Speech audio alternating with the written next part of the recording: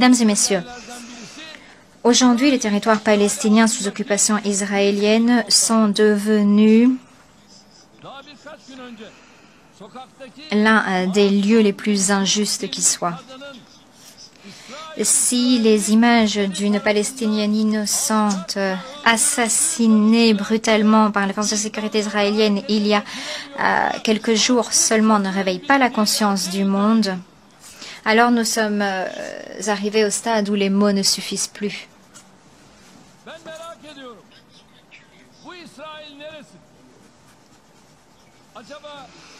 Je me pose la question, qu'en est-il de cette carte d'Israël? Où est Israël?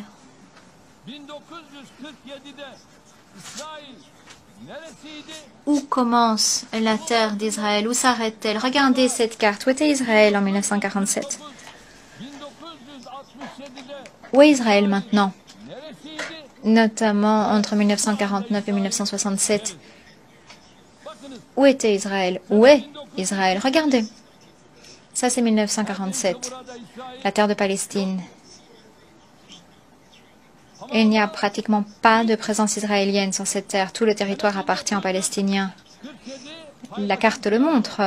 Mais en 1947, le plan de répartition est ratifié et la terre palestinienne commence à rétrécir. Israël commence à s'étendre et à partir de 1949 jusqu'en 1967, Israël s'étend, la Palestine rétrécit et aujourd'hui, voilà la situation actuelle. Il semblerait qu'il n'y ait plus aucune présence palestinienne. La totalité du territoire appartient à Israël. Mais est-ce que ça suffit à Israël? Non.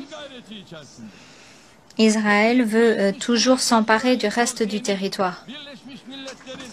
Et qu'en est-il du Conseil de sécurité des Nations Unies? Qu'en est-il des Nations Unies? Qu'en est-il des résolutions? Est-ce que ces résolutions sont mises en œuvre? Est-ce qu'elles sont appliquées? Non. Alors posons-nous la question, à quoi servent les Nations Unies?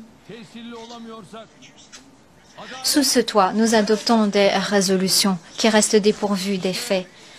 Quand pensez-vous que la justice l'emportera? C'est de là que vient la douleur, c'est de là que vient la souffrance. L'actuel gouvernement israélien se livre à ces meurtres, à ces atrocités et s'en prend au statut juridique historique de Jérusalem. Et de la Terre Sainte. La Turquie a une position très claire en la matière.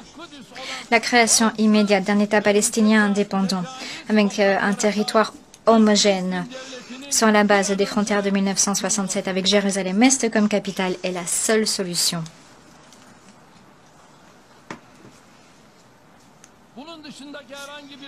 Tout autre plan de paix ne pourra jamais être juste, équitable et mis en œuvre. Depuis cette tribune de l'Assemblée générale des Nations unies, je pose la question, où sont les frontières de l'État d'Israël?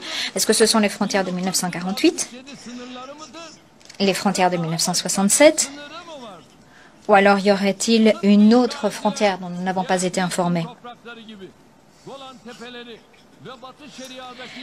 Comment est-ce que l'on peut saisir le plateau du Golan et la Cisjordanie,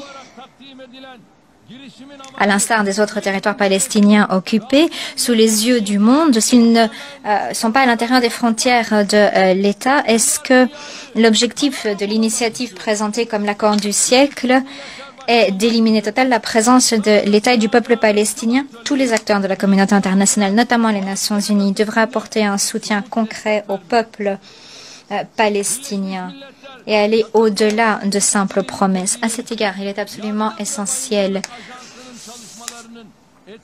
que l'UNRWA continue de mener ses activités de façon efficace. La Turquie se tiendra aux côtés du peuple opprimé de Palestine, comme nous l'avons toujours fait.